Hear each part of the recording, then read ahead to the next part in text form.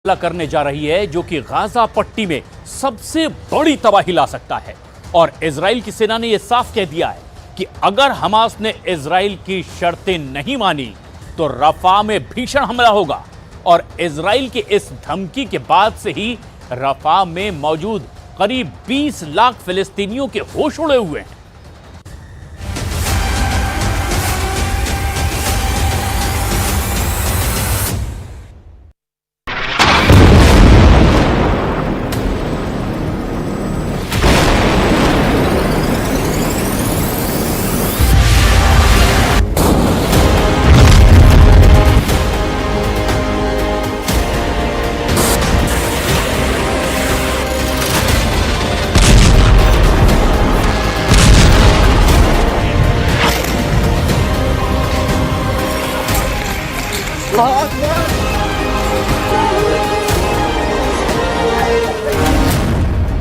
दो 200 दिन बाद आईडीएफ का ऑपरेशन सर्वनाश।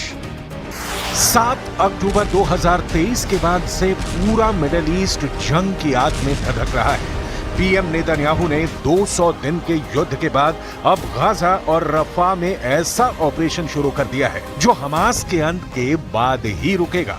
हैरानी की बात तो यह है कि अब गाजा युद्ध में 35,000 के करीब फिलिस्तीनी मारे जा चुके हैं। तमाम अंतर्राष्ट्रीय दबावों के बावजूद इजरायल के टॉप कमांडर गाजा पट्टी के दक्षिणी शहर रफा में जंग और तेज करने पर आमादा है। आप इसी से अंदाजा लगा सकते हैं इजरायल ने हमास का पूरी तरह से सफाया करने के लिए बहुत बड़ी तैयारी कर ली है।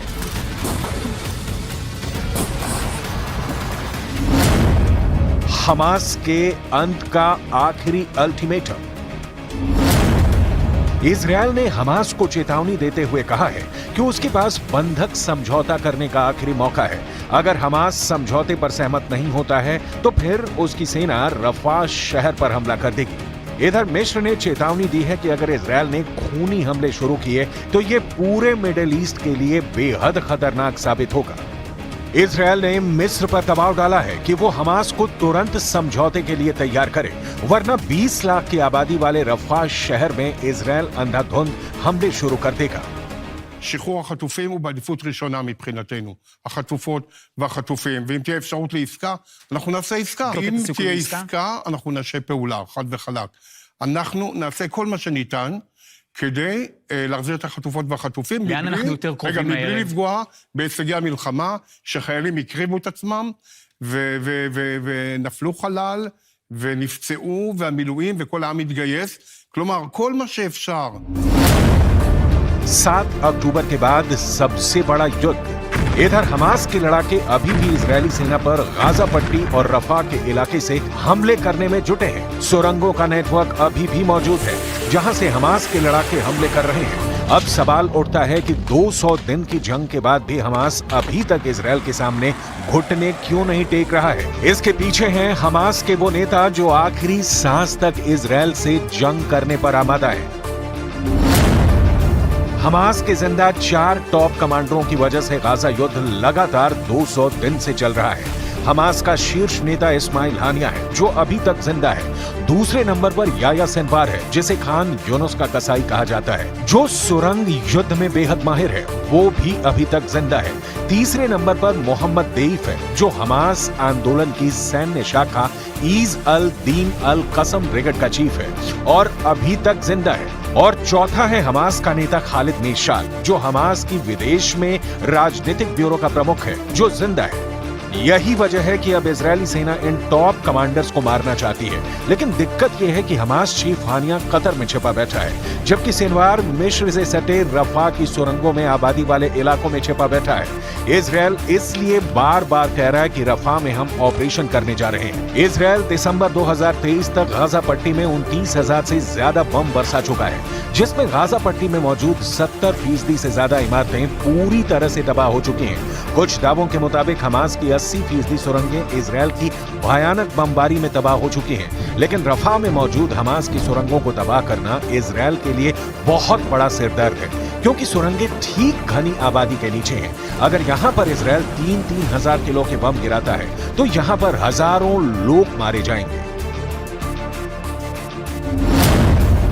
जरा इस एनिमेशन से समझिए कि क्यों रफा में इजरायल ऑपरेशन को खूनी युद्ध कहा जा रहा है। गाजा पट्टी के दक्षिणी शहर रफा में इजरायल बड़ा ऑपरेशन करने जा रहा है, जिसकी वजह से 23 लाख की आबादी वाले इस इलाके में भयानक खून खराबा होगा। यहाँ हमास के लड़ाकों से ज्यादा आम इंसान मारे जाएंगे।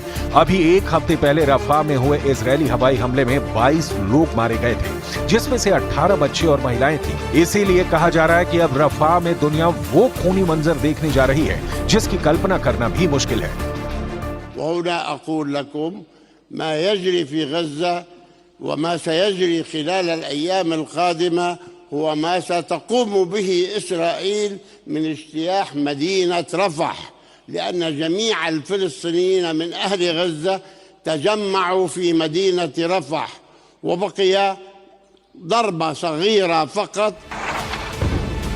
जनवरी के मध्य में प्रधानमंत्री बेंजामिन नेतन्याहू ने दावा किया कि इजरायल ने गाजा में हमास की 2/3 लड़ाकू रेजिमेंटों को तबाह कर दिया है, लेकिन उन्होंने मारे गए लड़ाकों का कोई आंकड़ा नहीं दिया। हालांकि युद्ध से पहले आईडीएफ के एक अनुमान में गाजा में हमास के लड़ाकों की संख्या करीब 30,000 बताई गई थी। टाइम्स ऑफ इजरायल ने 19 फरवरी 2024 को आईडीएफ के हवाले से खबर दी कि हमास के 12,000 लड़ाके मारे गए थे। युद्ध के शुरू होने के बाद के आंकड़े बताते हैं कि गाजा पट्टी में मारे गए लोगों में कम से कम 70% महिलाएं और बच्चे हैं। والنقطة الثالثة هي أننا لن نقبل بأي حال من الأحوال تهجير الفلسطينيين سواء من غزة أو من الضفة خارج إطار وطنهم، ويجب أن يبقوا في وطنهم، ويجب أن لا تتكرر مأساة ونكبة عام 1000। पश्चिम की एक मीडिया रिपोर्ट के मुताबिक एक शीर्ष इजरायली अधिकारी ने कहा कि मिस्र पर समझौते के लिए दबाव डालने को तैयार है, लेकिन इजरायल की ओर से रफा में आगे बढ़ने के इरादे गंभीर हैं। इजरायली अधिकारी ने कहा कि इजरायल हमास द्वारा किसी भी देरी के लिए सहमत नहीं होगा।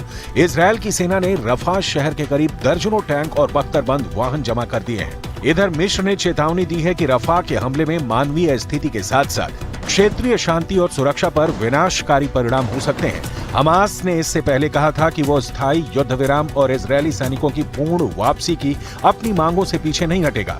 इस मांग को इजरायल ने खारिज किया, क्योंकि हमास नेता याह्या सिनवार बंधकों को मानव ढाल के रूप में इस्तेमाल कर रहे हैं, जिनके बारे में माना जाता है कि वो एक सुरंग नेटवर्क में छिपे हुए हैं। सूत्र ने बताया कि इजरायली सेना के रफा में जाने से पहले हमास के लिए ये आखिरी मौका है।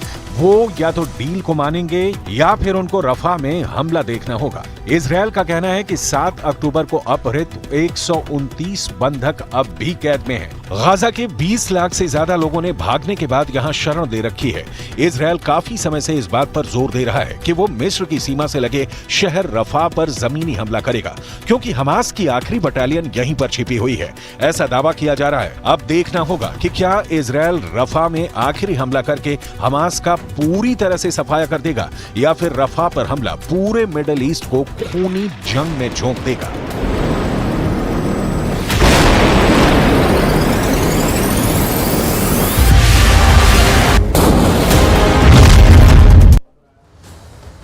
एक नई जंग, और ये जंग दूसरी जंग को रोकने के लिए है। युद्ध विराम के लिए ये जंग उस जगह नहीं जहां पर ये युद्ध हो रहा है, और ऐसा ही कुछ गाजा का युद्ध अब अमेरिका के लिए एक बड़ी फांस बन सकता है। अमेरिका के अंदर गाजा को लेकर एक ऐसी जंग शुरू हो गई है जिसका अंदाजा बाइडेन को भी नहीं था, और इस वक्त अमेरिका के कई शहरों में गाजा के नाम पर एक बड़ी टक्कर शुरू हो चुकी है।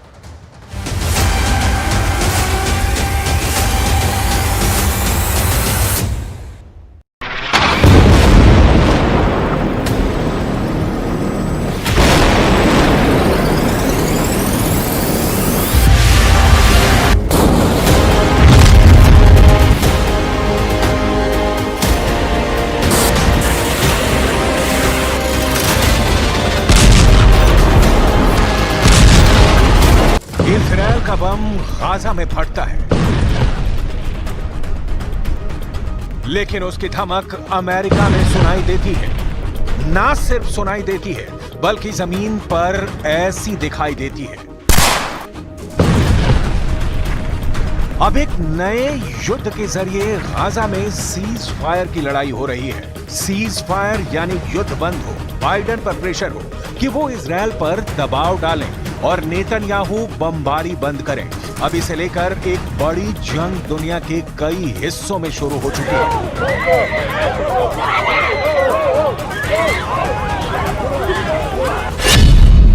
कहा जा रहा है कि गाजा का युद्ध अमेरिका में पहुंच चुका है। गाजा को बचाने के लिए अमेरिका में जंग शुरू हो चुकी है। इस जंग में अमेरिका के विश्वविद्यालय बैटल ग्राउंड बन चुके हैं।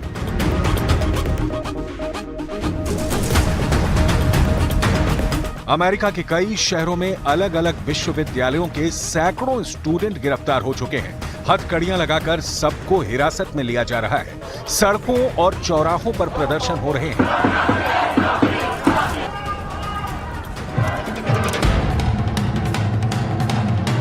पुलिस और छात्रों के अलावा यूनिवर्सिटी स्टाफ पर एक्शन लिया जा रहा है। ये अटलांटा है और यहाँ पर छात्रों पर पुलिस की कार्रवाई की तस्वीरें विचलित भी कर सकती हैं। हंगामा और बवाल बहुत ज्यादा है। इनकी डिमांड है कि गाजा युद्ध रुके, पश्चिम एशिया में लगी आग बुझ जाए। This is insane. I just saw police use unnecessary violence for peaceful protesters. I saw police knock students to the ground. Clearly you see a bunch of arrests going on. People were pepper sprayed. This is a school. Like, why is this happening? हंगामा America के शहरों में जारी है। आग Israel की सड़कों पर भी लगी हुई है। एक तरफ अमेरिका का ओहायो है, दूसरी तरफ इजराइल की राजधानी तेल अवीव है। दोनों तरफ तनाव फैला है, दोनों तरफ फसाद जारी है, दोनों तरफ भीड़ अपने देश के पुलिस के साथ जूझ रही है।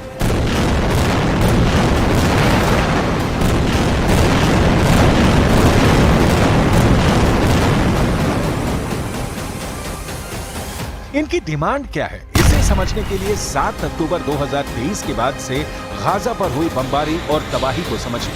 गाजा पर गिरे हर बम ने जान ली है। एक नहीं, दो नहीं, बल्कि हर बम ने 10-10 जान ली है।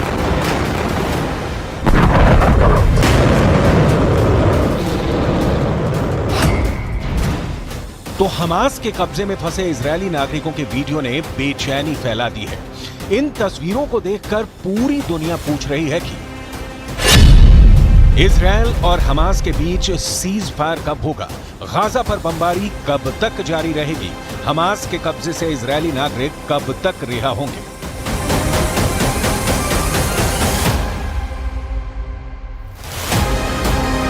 अमेरिका में यूनिवर्सिटी के स्टूडेंट ये युद्ध लड़ रहे हैं और पुलिस उन्हें रोकने के लिए केमिकल स्प्रे कर रही है। कुछ पर टेजर गन चलाई जा रही है, यानी करंट वाली पिस्तौल। लेकिन अमेरिका में बाइडेन के खिलाफ यह विरोध रुकने का नाम नहीं ले रहा। अमेरिका के बॉस्टन में नॉर्थहैम्पटन यूनिवर्सिटी के छात्रों ने कैंप लगाकर गाजा के समर्थन में प्रदर्शन किया तो करीब 100 लोग हिरासत में लिए गए। इनमें ज्यादातर छात्र और छात्राएं ही हैं। कई जगह आंसू गैस के गोले छोड़कर इस विरोध को दबाने की कोशिश हुई। अमेरिका के इंडियाना में ब्लूमिंगटन नाम का शहर है और यहाँ इंडियाना यूनिवर्सिटी में 23 लोगों को गिरफ्तार किया गया। एरिजोना स्टेट यूनिवर्सिटी में करीब 70 लोग गिरफ्तार किए गए क्योंकि यहाँ भी तंबू लगाकर गाजा में सीज फायर की मांग की गई। फिलिस्तीन के समर्थन के साथ यहाँ इजरायल के बंधकों की भी बात हो रही है और उनकी रिहाई के लिए भी अमेरिका पर दबाव डाला जा रहा है। When we see what's happening in the United States and now in Australia, we keep going and we hope that it'll take off in France too, because universities really have a role to play in what's happening in Palestine and the genocide which is underway. सबसे बड़ी बात यह है कि पूरी आजादी के साथ अपनी आवाज उठाने के लिए जिस अमेरिका के लोकतंत्र की तारीफ की जाती है, वहां यूनिवर्सिटी के स्टूडेंट्स पर लाठी डंडे और आंसू गैस सब कुछ छोड़े जा रहे हैं। उनको गिरफ्तार किया जा रहा है। पिछले 10 दिनों में अमेरिका की Yale University, University of Southern California, Vanderbilt University और यूनिवर्सिटी ऑफ मिनेसोटा में काफी हंगामा हुआ है। इन विश्वविद्यालयों की इमारतों को प्रदर्शनकारियों ने घेर लिया। इस वजह से कई प्रोग्राम कैंसिल करने पड़े, पुलिस बुलाई गई और फिर अमेरिका को बदनाम करने वाली तस्वीरें पूरी दुनिया में छा गई।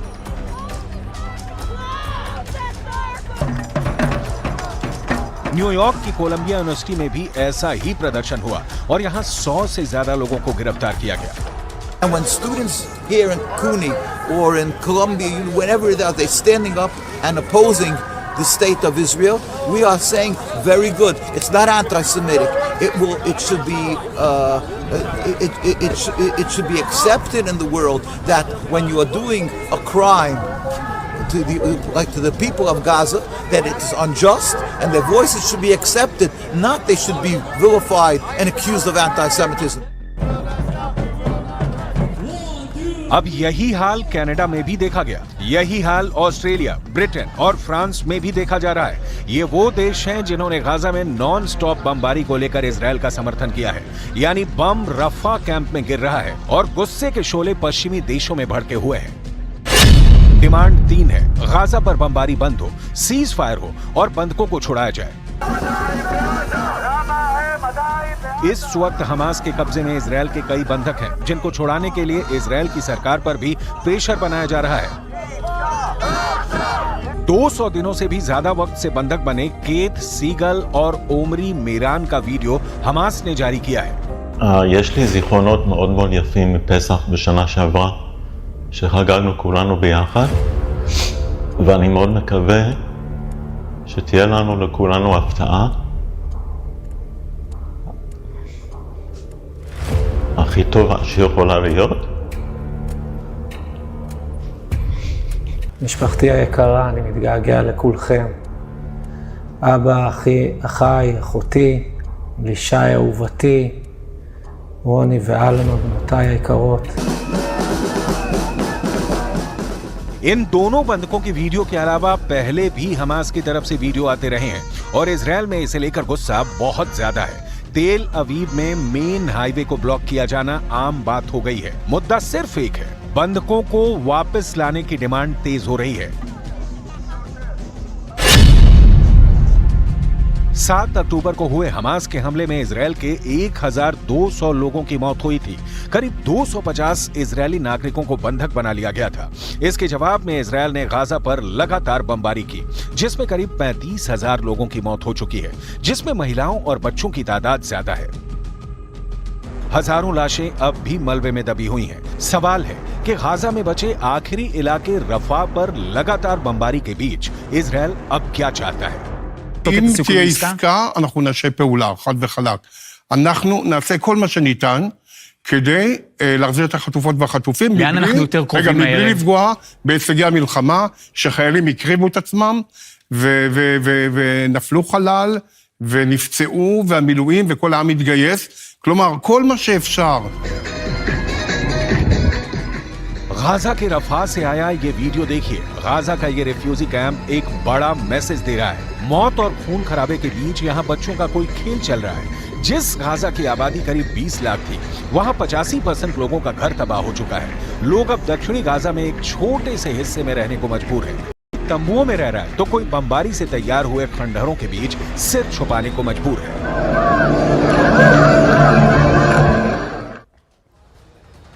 रूस ने यूक्रेन पर एक ही रात में 34 मिसाइलों से हमला कर दिया है और पुतिन की फौज ने यूक्रेन के 4 पावर प्लांटों को तबाह कर दिया है। पुतिन का ये गुस्सा यूक्रेन की एक मिसाइल को लेकर भड़का है जो उसे अमेरिका ने ही सप्लाई की थी।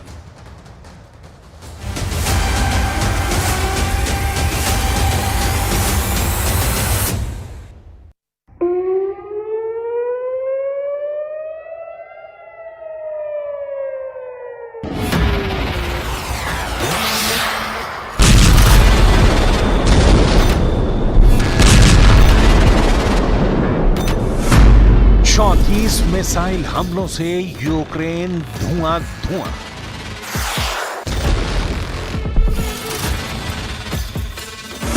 रूस का यूक्रेन पर बहुत बड़ा अटैक।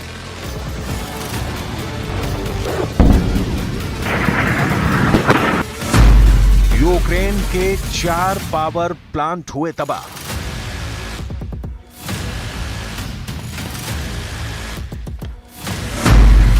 ये पुतिन का क्रोध है। यूक्रेन से आई बर्बादी की ये तस्वीरें ही बताने के लिए काफी हैं कि पुतिन किस कदर गुस्से में है। इसीलिए पुतिन ने एक बार फिर अपने तोपखाने का मुंह खोल दिया है। पुतिन की मिसाइलें गरज रही हैं। पुतिन की मिसाइलों ने यूक्रेन में त्राहिमाम मचा कर रख दिया है। इसीलिए एक नहीं, दो नहीं, 3, 4, 5 नहीं, बल्कि एक ही रात में पुतिन ने 34 मिसाइलों का रुख यूक्रेन की ओर मोड़ दिया। ये हमला इतना बड़ा था कि यूक्रेन को पहली बार में तो समझ में ही नहीं आया कि मुकाबला करें या इस हमले से बचें। जब तक यूक्रेन के फौजी कुछ फैसला ले पाते, तब तक मिसाइलों ने यूक्रेनी ठिकानों को तबाह कर दिया था। हालांकि रूस के हमले के बाद यूक्रेन की सेना ने यह दावा किया कि उन्होंने रूस की 21 मिसाइलों को नष्ट कर दिया। सिर्फ 13 मिसाइलें ही यूक्रेनी ठिकानों को निशाना बना पाई। हमले के बाद पावर सप्लाई से जुड़ी यूक्रेन की कंपनी DTEK ने कहा कि रूसी हमले में ऊर्जा संयंत्रों में कई लोग घायल हुए हैं। दक्षिण पूर्वी नीप्रोपेट्रोव्स्क इलाके में 2 पावर सप्लाई प्लांट प्रभावित हुए हैं। पश्चिमी लीव और इवानो फ्रैंकोविस्क इलाकों में भी हमलों की खबर है। यूक्रेन के दूसरे सबसे बड़े शहर खार्किव में मिसाइल हमलों में एक मनोरोग अस्पताल क्षतिग्रस्त हो गया, जिसमें एक व्यक्ति घायल हो गया। घटनास्थल की तस्वीरों में अस्पताल के पास एक बड़ा गड्ढा और गलियारों में शरण लेते मरीज दिखाई दे रहे हैं। इलाके के गवर्नर ओले सिनुहोबो ने रूसी हमले की पुष्टि के साथ ही ये भी कहा कि हमले में 53 साल की एक महिला को चोट लगी है, जिसका इलाज जारी है। І ракет для хаймарсів до необхідної ППО і техніки. यूक्रेन का रूस पर जवाबी हमला। इस बीच यूक्रेन ने भी रूस पर काउंटर अटैक कर दिया, लेकिन एक साथ रूस के दक्षिणी कास्त्रोडार इलाके में 60 से अधिक ड्रोनों से हमला कर दिया। कास्त्रोडार इलाके के गवर्नर वेनियामिन कोंद्रतयेव ने कहा कि यूक्रेनी बलों ने एक तेल रिफाइनरी और बुनियादी सुविधाओं को निशाना बनाया, लेकिन कोई हताहत या गंभीर नुकसान नहीं हुआ। इस बीच खबर यह भी है कि यूक्रेन के हमले में स्लावयान्स्क तेल रिफाइनरी में आग लग गई। यूक्रेनी ऊर्जा मंत्रालय ने शनिवार को कहा कि रूस के कास्त्रोदार क्षेत्र में एलस्की और स्लावयान्स्क तेल रिफाइनरियों पर हमला किया गया था। यूक्रेनी ड्रोन ने रात को कुश्चेवास्क सैन्य हवाई क्षेत्र को भी निशाना बनाया, लेकिन रूस का दावा है कि यूक्रेन के ज्यादातर ड्रोन को रूस की वायु रक्षा प्रणाली ने रोक दिया।